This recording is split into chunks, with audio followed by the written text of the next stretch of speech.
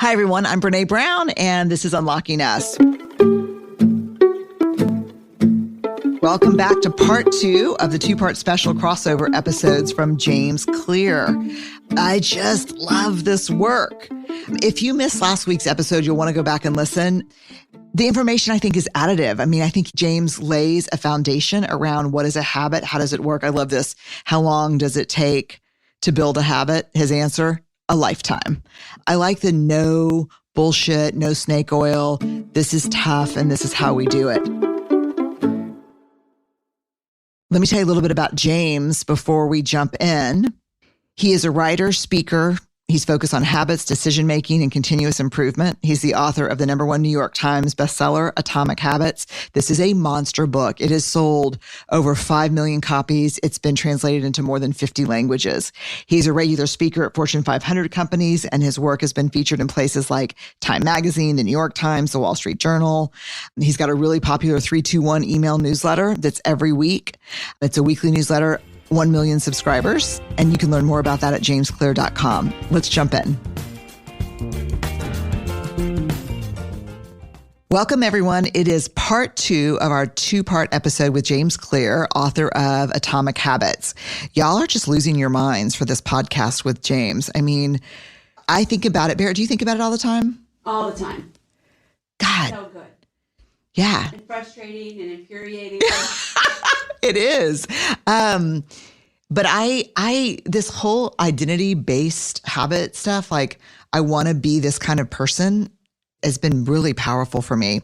So in part 1 of our series, we talked about building systems. And in this episode, we're going to dive into why habits are atomic and how to build organizational habits. And this whole idea of small changes over time and compounding, this is where it's not magic because it works, but this is where the power is. Welcome back, James. All right. Holy shit, this is so good.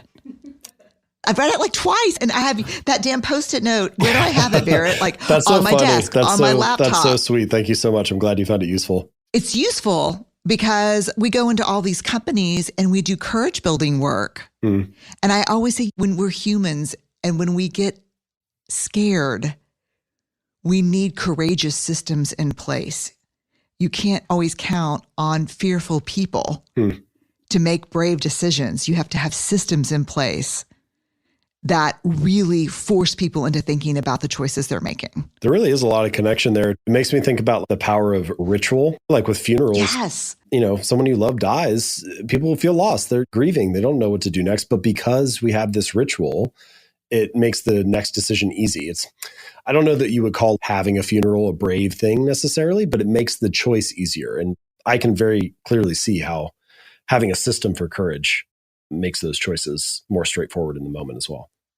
It is, because I think if you took your quote, you don't rise to the level of your aspirational courage. You fall to the level of the systems you have in place that make your culture brave. And so if there's a failure, a setback, a disappointment in a team, if you've got a system in place where every time that happens, you're going to meet, you're going to do something very ritualized. Everyone's going to write down the story they're making up about the failure. Everyone's going to share that with the team. You're going to go through this rumble system. Then it's not dependent on people feeling brave during hard times. Yeah. Does that make sense? Oh, yeah, for sure. Yeah. All right. Talk to me about goals are the results we want to achieve. Systems are about the processes that lead to those results. So I'm going to get really granular here. So I want to be a physically strong person. And that's my goal. Does my goal need to be more explicit than that? Like a bench press? I don't want to bench press anything, but like what, I want to be injury proof in pickleball. That's my big thing. I had my kids late, so I want to be a super active person through my 50s, 60s, and 70s. Yeah. I don't think it needs to be. Maybe some people have different strategies. You talk to different people, they all do it in different ways, but I don't think it has to be something specific. The one thing I have noticed, I used to make very specific things. Like I had a very specific number I wanted to bench press and, all these different things that you want to achieve.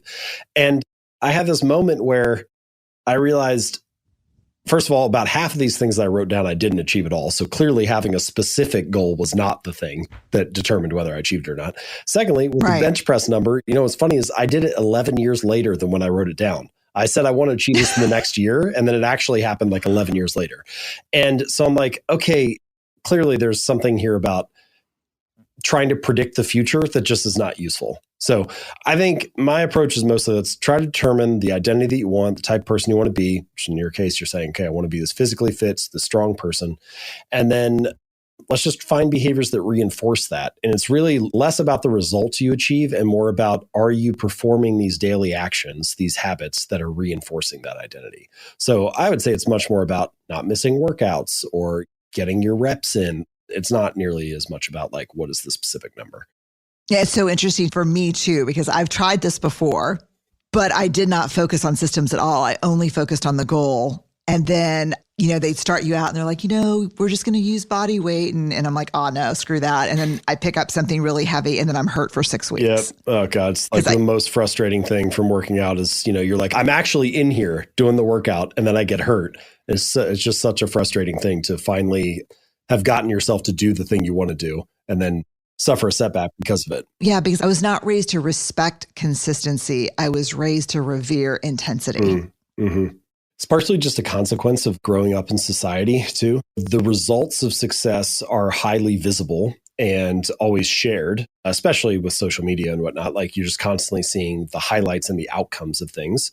But the daily news cycle is the same way. Like you're never going to see a news story that says, woman eats chicken and salad for lunch, right? It's only a story when it's like, woman loses 150 pounds. It's like, it's only once it's this big outcome or result that we hear about it.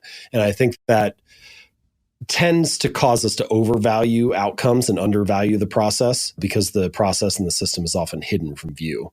So that's really smart. It's just I think it's just part of what we're all dealing with, but we can try to encourage different behavior.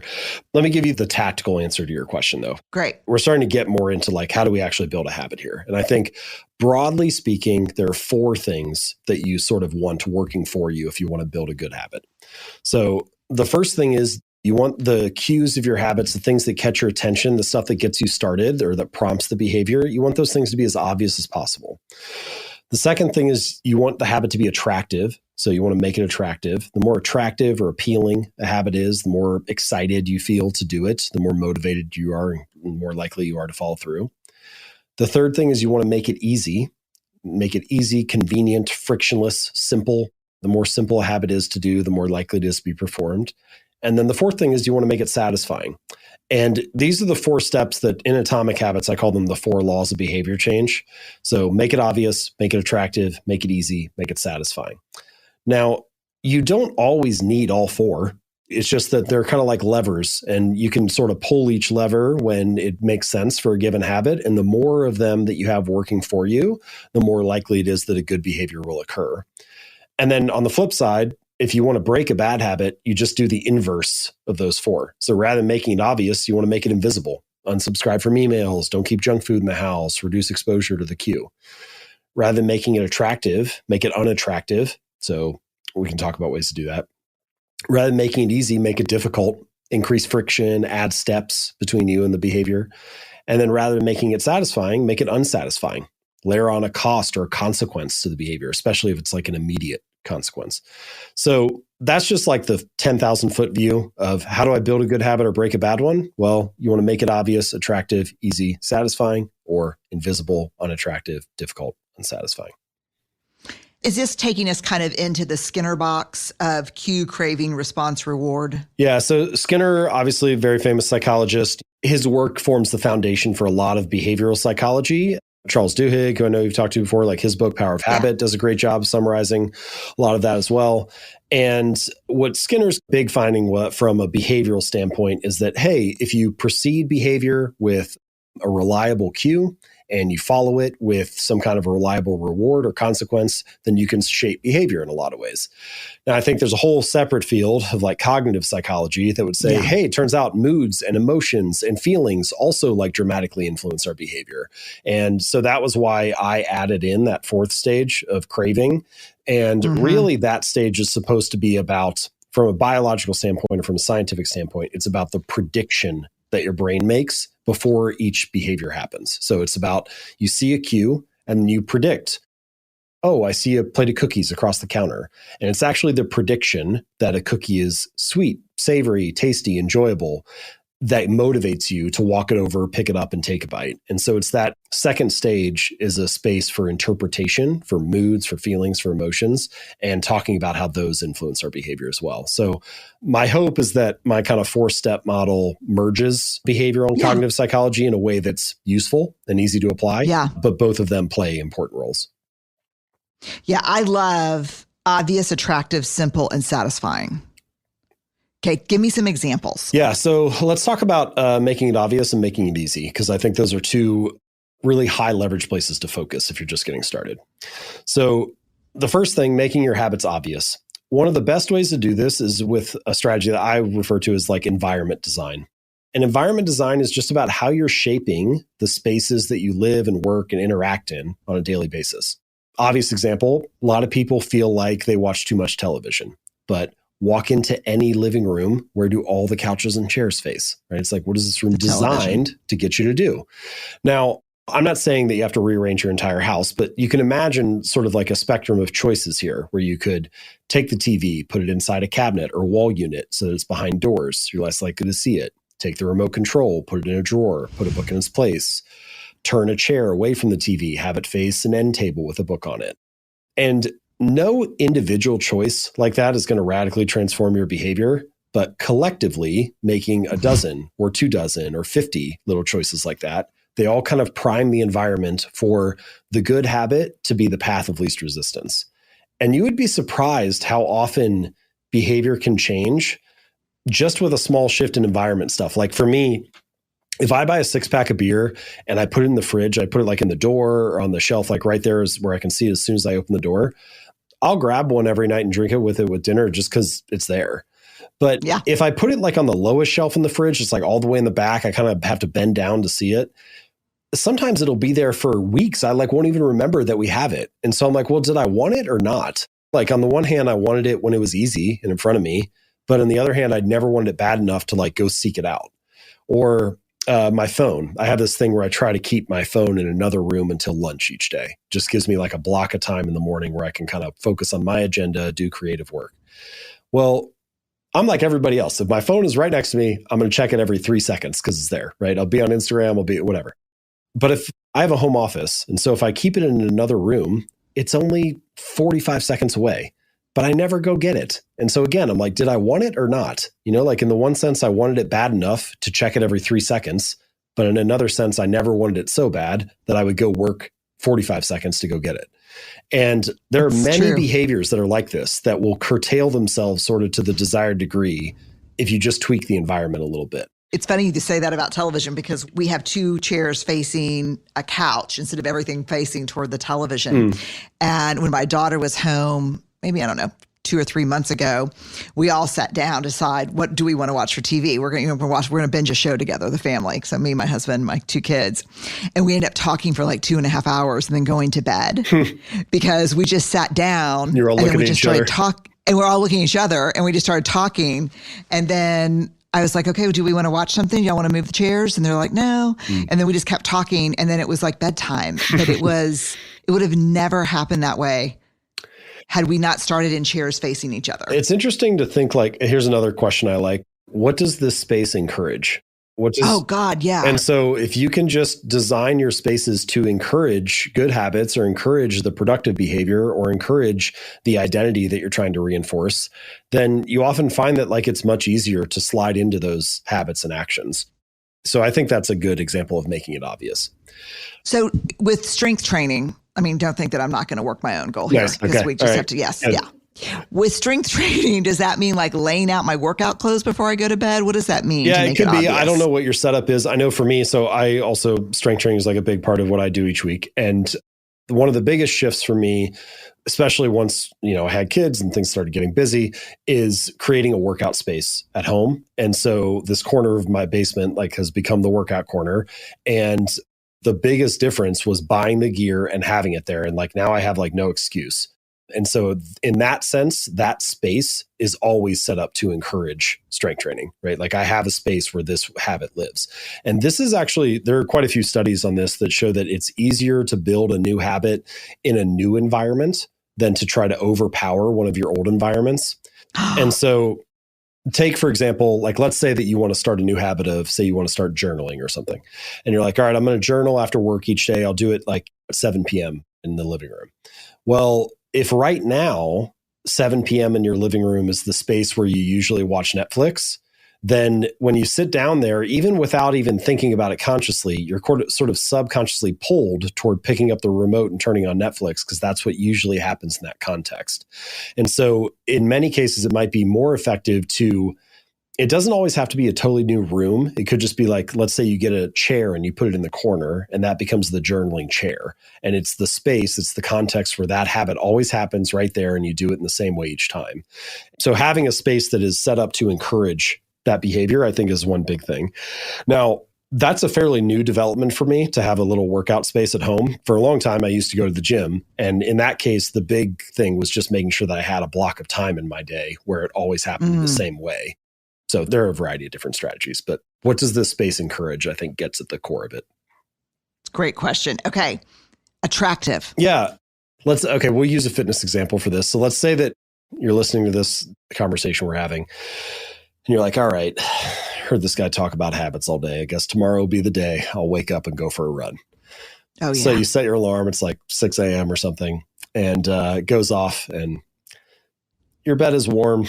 It's cold outside. You're like, well, I'll just press snooze instead, like maybe tomorrow. But if you rewind the clock, come back to today, and you text a friend and you say, hey, can we meet at the park at 6:15 and go for a run? Oh, well, God, the commitment's killing me. Right. Like now 6 a.m. rolls around and your bed is still warm and it's still cold outside. But if you don't get up and go for a run, you're a jerk because you leave your friend at the park all alone. And so you have not made the run itself any easier, but you have changed the calculus that's going on in your mind. You have made it more attractive to get up and go for a run and less attractive to press snooze and sleep in. And this strategy is often referred to as a commitment device. It's like any choice that you make in the present, I'm going to text my friend, that locks in your behavior in the future. Okay, now I have to get up tomorrow morning is a good example of a commitment device. My favorite, the ultimate example of it is using technology to just automate the habit. Like instead of having to remember to make a deposit into your 401k after each pay period, you just set up, automatic withdrawal and then it's done for you. So there are a variety of ways to do it, but basically you're trying to change the story that you're telling yourself about why I'm doing this habit or why I'm not. I really love that. Okay, simple. Yeah, so making it easy is the third step. And this is, if I was only going to recommend like one thing, if I said, people say, what's the most important thing or what do you have to focus on? Like this is, I would say, if you're going to focus on one thing, this is the stage to focus on. And I had this reader, his name's Mitch. I mentioned him in Atomic Habits. He lost over 100 pounds. He's kept it off for more than a decade.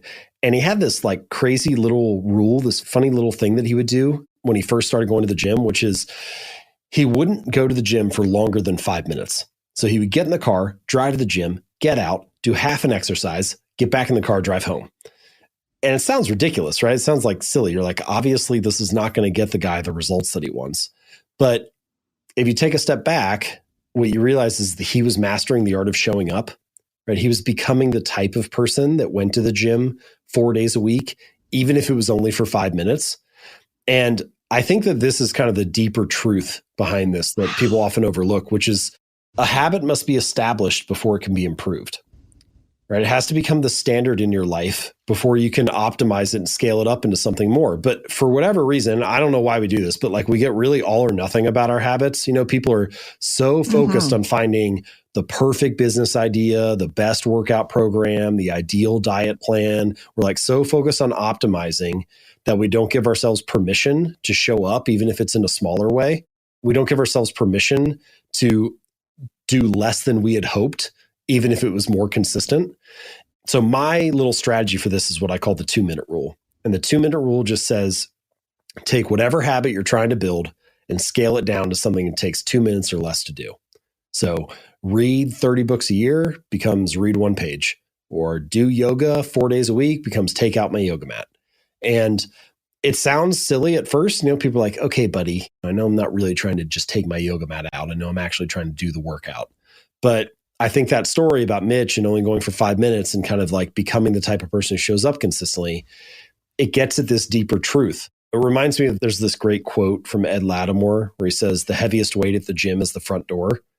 And oh my God, there's a lot of things in life that are like that. Where like the hardest part is getting started. The hardest part is mastering the art of showing up. And the 2-minute rule helps encourage that. Get out of this perfectionist mindset. Stop worrying about theorizing, coming up with the perfect strategy. Let's establish something small and use that as a foothold to advance to the next level and prove to ourselves that we can show up consistently, that we can be this kind of person, even if it starts in a very small way.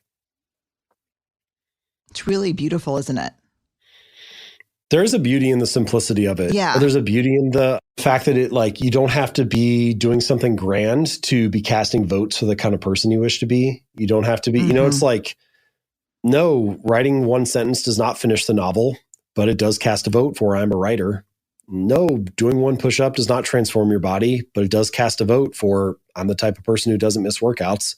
And the more that you build up evidence of being that kind of person, the more like momentum that you have, the more reason you have to keep going. I mean, one of the most motivating feelings to the human mind is the feeling of progress. If you're making progress, even if it's smaller than what you had hoped, you have every reason to continue working. You have every reason to keep going. And so I think strategies like this they're about helping encourage you to open the front door. They're about helping to encourage you to build a little bit of momentum, to get the positive feedback loop started. And then you can take that energy and kind of pour it into the next iteration. What was that quote that you said? I want you to say it one more time. You can't optimize a habit that you've yet to build. What? Yeah. A habit must be established before it can be improved. Okay.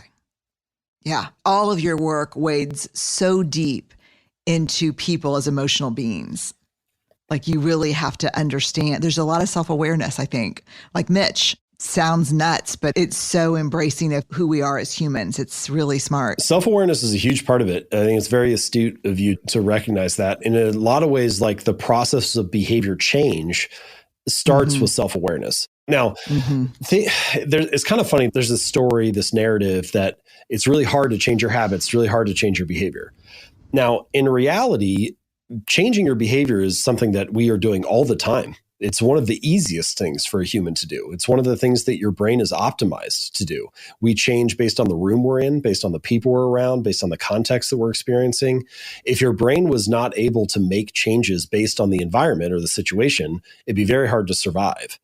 But most of those changes, and this is where the tricky part comes in, are simply reactions to the external environment or to what's around you. What we're talking about is consciously changing your behavior, intentionally choosing to be something else or go after a new goal or to develop a new story and so on. And if you want to be in control of the process of changing, if you want to design your behavior in a way that serves you, then I think you need self-awareness, because otherwise you're just reacting and responding. And so self-awareness is a really crucial part of that process. It reminds me a lot of the article, I think I read the article first and I got the book of Change or Die. Have you read that? No, I haven't read the book. Yeah, Change or Die. It's based on a study where it's after heart failure events. You've got to change these habits or you're going to die. And the majority of people die. It's really interesting. It's just, as someone that works inside of organizations a lot, it's that old quote, everyone loves transformation, but no one wants to change. Yeah. Yeah, I do think it takes a lot of self-awareness. Tell me about make it satisfying. So ultimately, we need experiences to be enjoyable or pleasurable or satisfying, even if it's in a small way. Now, not every behavior in life is like that. Sometimes things have a consequence or a cost. Sometimes they're just sort of neutral and don't really mean a whole lot. But if you don't have some sort of positive outcome, some rewarding experience, again, even if it's just in a small way, your brain has no real reason to mark that experience and say, hey, let's come back to that again in the future. Like that got you what you wanted. Let's repeat that again next time. And so making it satisfying, having some type of reward, I think is a crucial piece of getting habits to stick, of getting them to be something you want to return to again and again.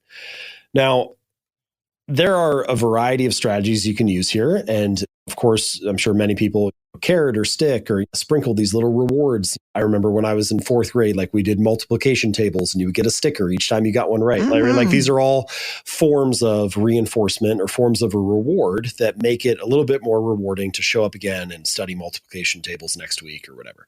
Now, I think reinforcement like that, it can be very powerful. Like, why do people show up to work? Partially, it's because they get a lot of meaning and value out of the work they do. Not always, but partially it can be that. But mostly it's because they get a paycheck in 2 weeks or in a month or whatever. And that is like a sticker for multiplication tables, but in the career, context. Now, short-term reinforcements like that can be powerful. They can be helpful for getting people to stick, for getting people on track, for motivating behaviors. In the long run, I think that you need something internal as well. You need that reinforcement of identity. You need some kind of meaning or purpose. And this is why I encourage people to start with who's the kind of person you want to become, what's the type of identity you want to build. Because ultimately, let's take working out as an example. If you want to be a fit, strong person, if you want to be the kind of person who cares about your body and your health and so on, and that's the identity you're trying to reinforce, well, early on, when it's not that motivating, you kind of feel, going to the gym for the first time in a while is very uncomfortable. You feel like you're being judged. You feel like, am I doing this right? Like, are people like making fun of me? Do they think that I'm like looking like an idiot? Am I not doing this exercise the right way? My muscles hurt. I'm sore. There's not really a whole lot of positive upfront motivation with that.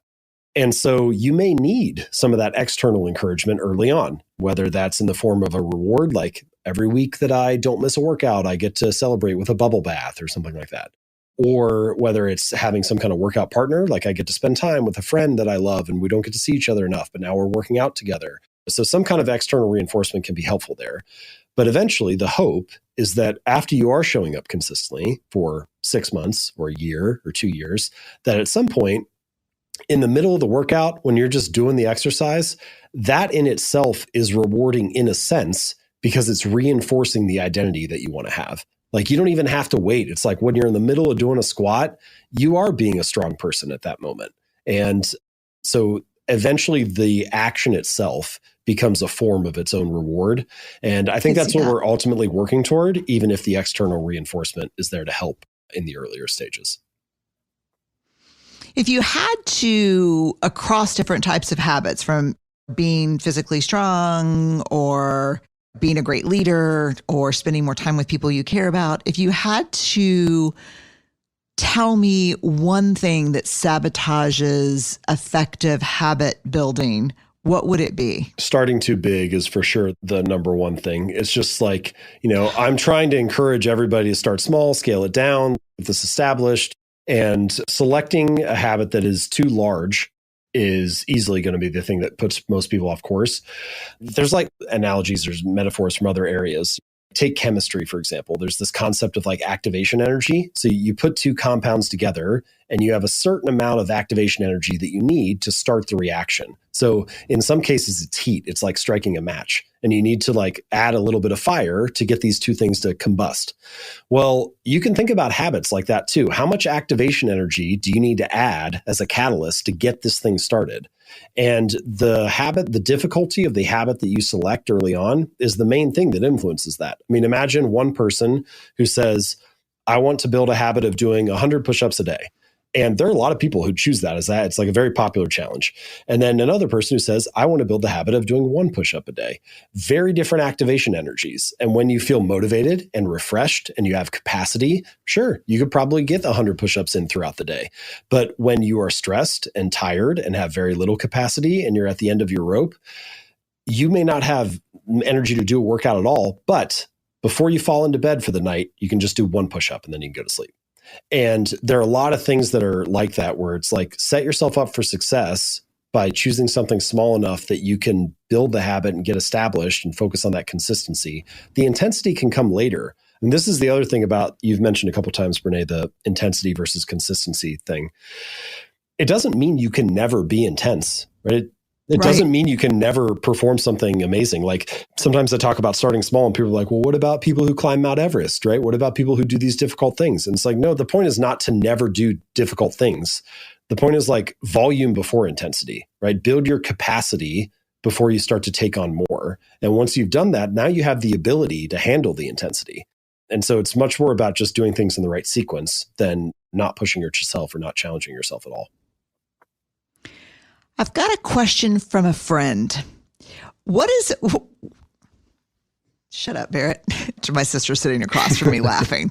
What's the diagnosis for someone who likes to get all the equipment and do all the planning, but never actually starts the habit? Yeah. Have you heard of this before? Oh, I have fallen into this before. There's, Okay. all of these pitfalls are things that I've personally experienced. I like to define this as like motion versus action. So motion is Right. Go ahead. motion is planning to do something or preparing to get a result or prepping for the researching the thing that is to come. And action is a behavior that can actually deliver the result that you're trying to achieve, right? So like a classic example, going to talk to a personal trainer. It does not matter how many times you talk to a personal trainer, it will never get you in shape. Doing a set of 10 squats, that is actually something that could get you the result that you want. And so talking to a personal trainer is motion, doing a set of squats is action. This doesn't mean that motion is useless, that you should never do it. Doesn't mean that you should never prepare, never research, or never plan. But it does mean that there's a time where planning becomes its own form of procrastination. And God. I think that a lot of the time we fall into that, right? It's the reason that we like motion is that because we can tell ourselves a story that I'm making progress, that I'm doing something, that I'm moving forward, right? You can tell yourselves the story of like, He's so rude. Look, my sister and I are like hating on you right now. Go ahead. I remember like when I was getting ready to start my company, when I was first thinking about being an entrepreneur, I spent all this time thinking about, what should my logo be? What should my business cards look like? Right? Like what should the brand name be? A lot of time spent thinking about the brand. I came up with a spreadsheet of 300 names for what the business could be. Eventually, I realized, and I still don't have business cards to this day because you don't need them to have a business. No. But you do need customers and you do need a great product and you do need all this other stuff that is actually action and not motion. And so I think that planning and preparation are useful, but when planning becomes its own form of procrastination, it's time to change and switch to action. But is there anything better than not working out, but ordering the equipment? Yes, there's nothing. Is there anything better than dreaming about it and thinking about how great it's going to be to like design the perfect setup? Yeah. And not having to actually do it because you feel good about yourself, but you don't have to lift anything heavy. Mm-hmm. Yeah. Oh, it's very attractive. I'll let my friend know what you think. She's sitting over there behind a stack of 700 bullet journals and bicycles and shit. Okay, motion versus action. Well, I thought you were a nice guy, but now I just think you're out of bounds. Okay, I want to read this. Habits are like the atoms of our lives. Each one is a fundamental unit that contributes to your overall improvement. At first, these tiny routines seem insignificant, but soon they build on each other and fuel bigger wins that multiply to a degree that far outweighs the cost of their initial investment. They are both small and mighty. This is the meaning of the phrase atomic habits, a regular practice or routine that is not only small and easy to do, but also the source of incredible power, a component of the system of compound growth. Yeah, so there are kind of like three central reasons I chose the phrase atomic habits, and there's sort of like three different meanings. The first is, what you mentioned there, atom is tiny or small, and I do think your habits should be small and easy to do. The second meaning is something that we've talked about and touched on a couple different times, the importance of building a system of behaviors. And atoms, they create their own little system, like a collection of atoms, like a molecule, and molecules build into compounds and so on. So they kind of like layer on top of each other. And then the third and final meaning is the source of immense energy or power. And I think if you combine all three of those meanings, you make changes that are small and easy to do, you layer them on top of each other like units in a larger system, and eventually that leads to a powerful or remarkable result. You sort of understand the narrative arc of the book and the sort of like multi-layered meaning of the phrase an atomic habit. It's not just something small and easy, it's also something that's building toward this greater outcome. It's such a smart book. It's really a smart book. Thank you. I tried really hard to make it useful and easy and straightforward and digestible. I feel like that's kind of where I provide my value. Like there are many, many smart people who've talked about this. I mean, habits have been around for a long, long time, and people will be talking about it for a long time from now. And my little contribution to the universe of that literature is just to try to share something that's straightforward and easy to apply, that somebody can take and utilize in their own life. And that definitely has been the most rewarding thing for me looking back on the book, is just seeing people take it and being able to use it to make real changes. And it feels good to produce something that helps people with that. And I'm just grateful to have been able to play some small role in the overall story of that. Yeah, it's incredible work. So I'm grateful for it. Let me ask you this question. I'm super curious. When you go into organizations, what is the opportunity set of habits that people talk about that they're trying to either make or break? We've talked about fitness and we've talked about strength and talked about other things, but in organizations in a macro setting like that, what are the kind of 2 or 3 big habits people are trying to break and the 2 or 3 big habits that people are trying to create? Well, there's like the question people ask, and then I think there's like the question we should be asking. The question people ask is always, how do I get my team to build better habits? Every leader has like this collection of behaviors that they wish the people working with them would do, and nobody's doing it consistently. And so then they all want to know, like, how do I change the behavior of others? It's actually sort of this ironic thing. Like, I wrote this book as mostly, like I said, everything I write is like a reminder to myself. So I wrote it for like individual change. And then it's mostly oriented around like the person reading the book. Hey, are you interested in making a change? Here's how to do it. And then every company is like, okay, yeah. Like I could change my behavior, but what about these other people? How can they change their behavior? Oh my God, it's so true, right? Yeah. We need our people to be braver. Yeah. That's what they tell me. Fine. That's the number. I'm brave enough, but they really could benefit from this. Yeah. So that's the question that gets asked a lot. I think what I always come back to, it's like everybody knows what the answer is, but nobody wants to hear it. I love that phrase, narrow the focus, up the quality, increase the speed. So it's like every organization needs to narrow their focus. Stop doing so much. Do less. Make sure that you're very clear about what the priorities are. Trim stuff away. Increase the quality. Once you've decided on the few things that truly matter, let's do those to an exceptional degree. Let's try to be the very best we can in a limited number of areas. And then, once we are doing great work on a small number of things, let's increase the speed. Let's ship faster or produce more or whatever. And I think those 3 things, they're pretty simple, but they can take you a long way if you take them seriously. Oh, yeah. I think, Jim Collins, if you have more than 3 priorities, you have none, was like a real life changer. It is narrow the focus. I love that. People really don't. I think Greg McKeown, who wrote Essentialism, he's got that story in his book about how the word priority was singular, but we have now made it plural. Like it was never there. The word priorities was not a thing. It was just the priority. But now we've been like, well, there can be 5 or 6 or whatever, Yeah. Our list of 30 priorities. Right. Exactly. Are as follows. Yeah. This is just a to-do list now. This is not a priority list. Yeah. And, yes, I get it. And guilty is charged. Right. Or is not charged. Okay. You ready for rapid fire? Let's do it. Okay. Fill in the blank for me. Vulnerability is? Vulnerability is the acceptance of imperfection. Beautiful. I guess another way you could say it is vulnerability is the willingness to be flexible. If you need things to be a certain way, if you need the story of who you are, what you're doing to be a certain way, then you're actually kind of brittle because it can't be anything else. And so you start doing all this stuff to hide the other ways that the story could play out. And if you're willing to be flexible with the story, if you're okay with it, what I say the first time, vulnerability is the acceptance of imperfection. If you can accept the story to be imperfect, then you are in a position where you can be vulnerable. It doesn't matter if the story has flaws or, messy parts. But if you're not willing to be flexible, if you can't accept the imperfection, then it has to be a certain way. And that thus prevents you from being vulnerable. God, that's so beautiful and so true. Yeah. The brokenness doesn't come from vulnerability. It comes from the brittleness. Yeah.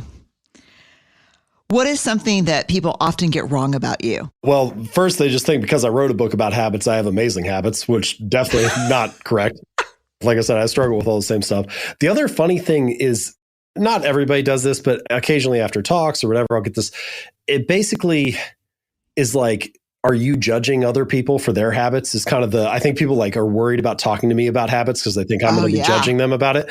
And my response is no, I don't care. Like I'm not here to judge. Like I have zero interest in it. Like sometimes people ask my wife that too. Like, oh, is he like really, and I'm like, that, can you imagine a worse recipe for a happy marriage? Yeah. Me nagging you about your habits all the time sounds terrible.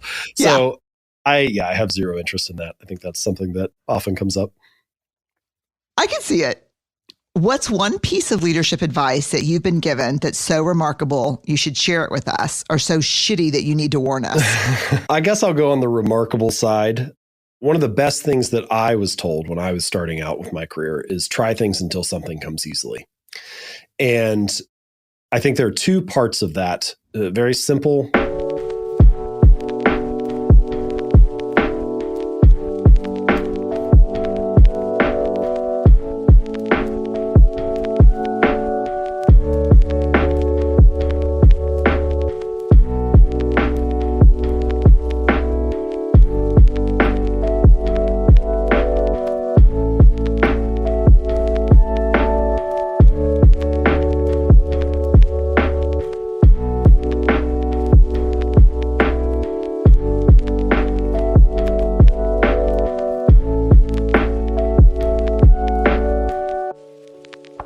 Sentence that just they end up proving true for me again and again. The first, trying things, life requires trial and error, and nobody has all the answers, especially if you're, entrepreneurial or trying a new venture or starting some project that hasn't been done before. You have to be willing to just try things. But then it's not just trying randomly or trying blindly. It's also paying attention to what is working. And I think the way that they phrased it to me, try things until something comes easily, was good, because it doesn't mean that it's easy. It just means that it's easier than the other things you have tried. Yeah. And I think that helps reveal where your particular strengths are or what is working in your particular context. Because really your strengths are not, it doesn't mean like, oh, my strength is, stuff that like is effortless for me. It's like in many cases, actually, the thing that is your strength is still very challenging. It still requires a lot of struggle and effort, but it's just that you can handle the pain of it better than most people. It comes easier to you than other things may. And so, like writing a book, I feel like is like that. Like writing a book is not easy at all for me, but Jesus, yeah. Brene, you've been through this how many times? 6, 7, 8 times now? Like, there's so many times that you've gone through this process again, and each one is brutal in its own way, but you can handle the delayed gratification of it. Like, writing a book is like one of the most delayed gratification things. You spend like years researching and writing it and editing and revising it. Then you do like your promotion and launch. You do all the interviews and everything. All of this happens before you even sell a single copy. You haven't even gotten to launch day yet. And then finally, once you get to launch day, then it's all fun. Then you're just selling a bunch of copies and things are going well and people are telling you how much they're enjoying it. And then you're like, oh, maybe I should do another one, because you forget about how painful the 3 or 4 years before that were.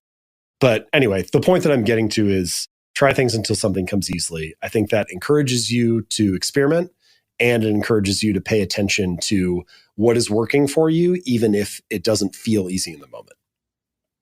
Yeah. And it normalizes that shit's hard. Oh, yeah. We all want it to be easy, but how could you reasonably expect to have an exceptional result in any field where you're competing with other people who are also very smart and working hard without it being a great effort on your end as well? Yeah, I hear that a lot about speaking. Well, it comes really easily to you. No, it doesn't come easily. I'm very practiced and I put a shit ton of effort into it. And I've had enough failures that I know that I can still get back up. That's the difference. I think it's interesting. What's your best leadership quality? Oh, best. Well, let me give you 2 or 3 little things that I believe as a leader. So the first is, I think to be a good leader, you have to be a good teammate. Like that's like the first thing. Like leadership is more about being a good team member than it is about, I don't know, some other thing that like puts you above the team. Secondly, I think it's crucial to never ask people to do something that you would not be willing to do yourself.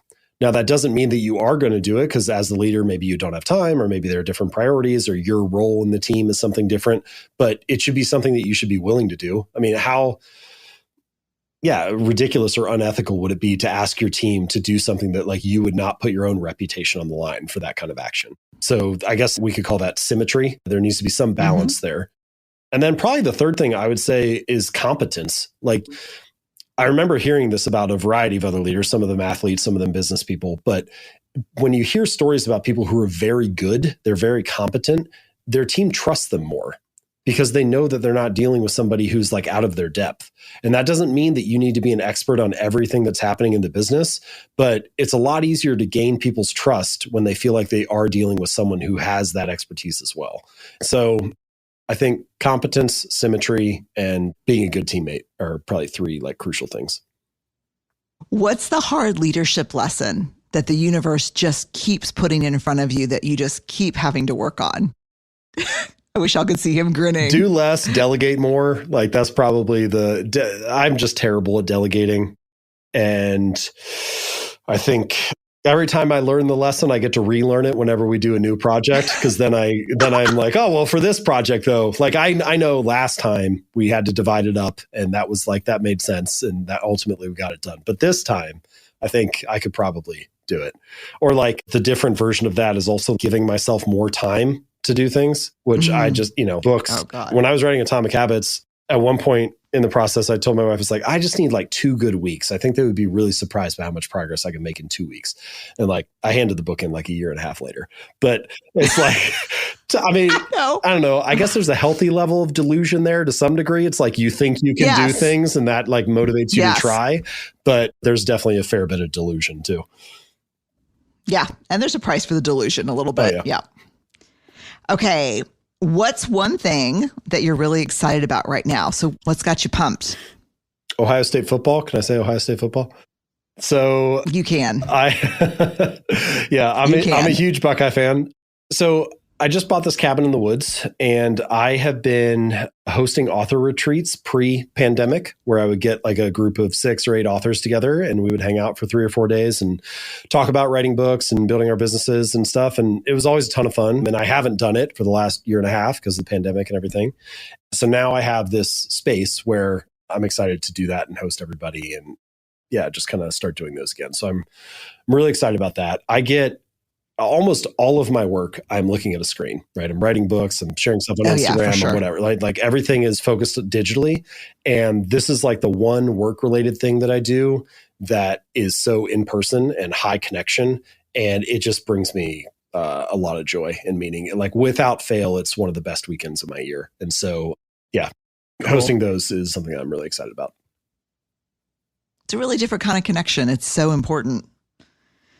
Okay, we asked you for your 5 songs you can't live without, so we can make a mini mixtape for Spotify. Let me tell you what you gave us. Superstition by Stevie Wonder, Road Outside Columbus by OAR, Wagon Wheel by Old Crow Medicine Show, so good, Whatever It Is by Zac Brown Band, and Headline by Drake.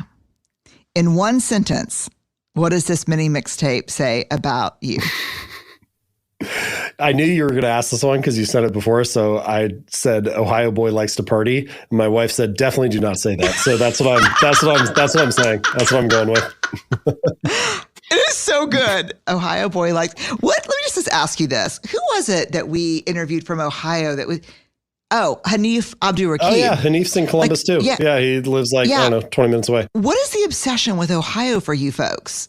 I don't know. It's great. It's a great place to call home. It's, is it? Yeah, it is. And I'm proud to be here. I love being here. I mean, whatever. I can travel to New York anytime or go to LA or whatever. But yeah, I like it here a lot. Ohio's home. Yes, Ohio's home. Well, thank you so much for this. It was so helpful, and you were so much fun to talk to. Let me ask, what's next? What are you taking on? Are you staying in habits? Or are you going somewhere else? Yeah, so I'm learning that painful leadership lesson of taking on too much. Yep. I signed a second book deal, so I'm working on that right now. Who knows how long that will take, but we'll see. And I'm writing my newsletter each week, and we're thinking about launching a podcast, so that'll be an interesting experiment. So yeah, we've got all kinds of new things cooking, and I'm excited about each of them. Well, we're hungry and we're waiting. We're here. That's great. Thank you so much, Brene. Hit us with some stuff. Thank you, James.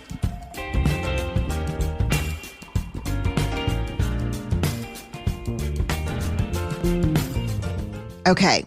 What do y'all think about this concept of motion versus action? James Clear, you don't know me. You don't know me and you don't know anything about my prepping habits. My prepping habits in order to start a new habit. That's really complicated. I love also habits are the atoms of our lives. I love that. Small and mighty. They're layered into systems and they're the source of immense energy and power. You can find James's book, Atomic Habits, wherever you like to buy books. We'll post a link to it on our episode page for BreneBrown.com. You can also find, again, James at jamesclear.com. All right. This is a new year. And I don't know what the demarcation line really means. And to be honest with you, January never feels like New Year to me. As an academic, the New Year is always September. And, the end of the year is always May. And you can't find me in June, July, or August. That's how that works. It's like I'm a kid that never gets out of the semesters. But it does feel, hopefully, January. I'm rooting for a kick-ass 2022. I do know that I'm glad to be here with you, listening, learning, and unlearning. Thank y'all for being here. Stay awkward, brave, and kind. Unlocking Us is a Spotify original from Parcast. It's hosted by me, Brene Brown. It's produced by Max Cutler, Kristen Acevedo, Carly Madden, and Tristan McNeil, and by Weird Lucy Productions. Sound design by Tristan McNeil, and music is by the amazing Carrie Rodriguez and the amazing Gina Chavez.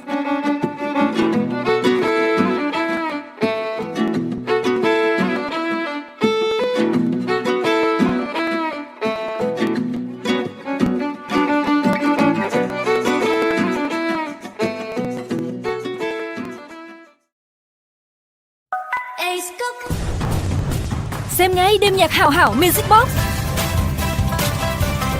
Mua Hảo Hảo để có cơ hội thưởng thức chế độ 360. Trao niềm hứng khởi, kết chịu yêu thương. Khám phá ngay tại mìahảo.vn. Này bạn ơi, nếu chưa ăn cơm thì đặt bé min.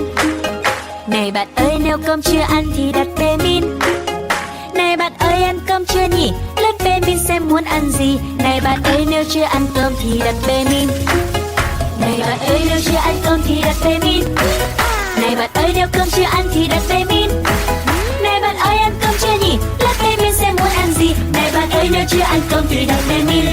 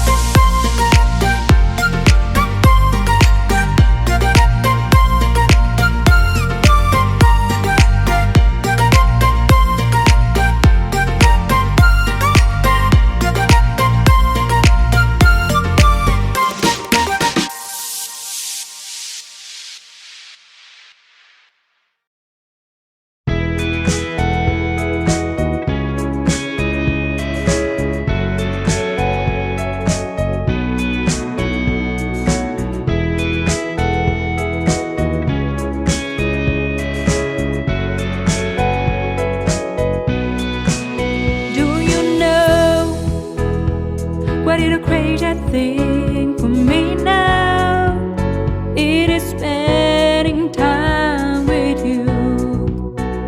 I want to stay with you forever so that I can see you, love you, and care for you.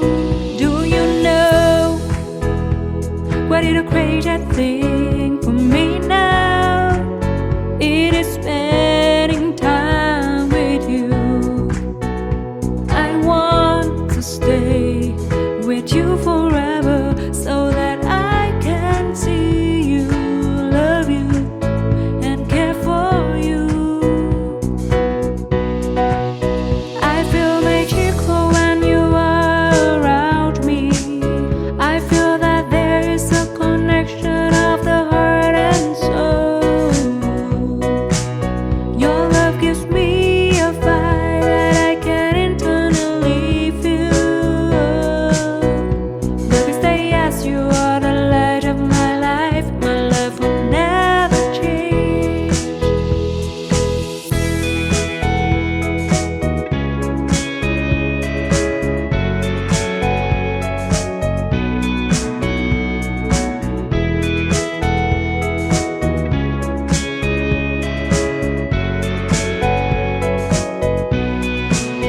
Do you know what is a crazy thing for me now? It is spending time with you.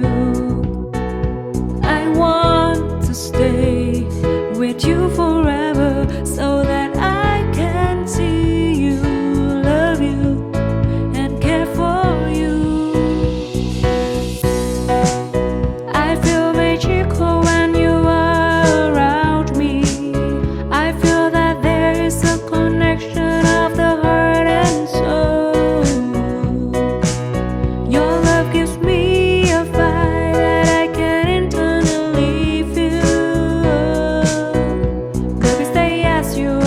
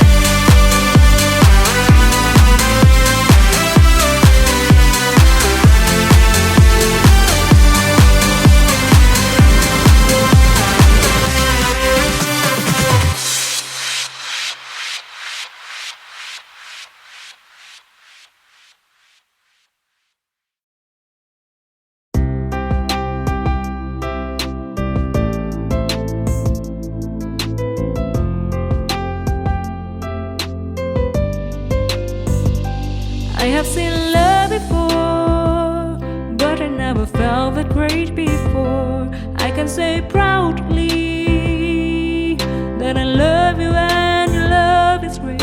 You are such an amazing man. I have seen love before, but I never felt that great before. I can say proudly that I love you and your love is great. You are such an amazing man. You have awakened a part of me. You have created something I've never knew. You not only care about me, but you always respect me as I am. You have accepted a part of me, and that makes all the difference to me. You are such an amazing man.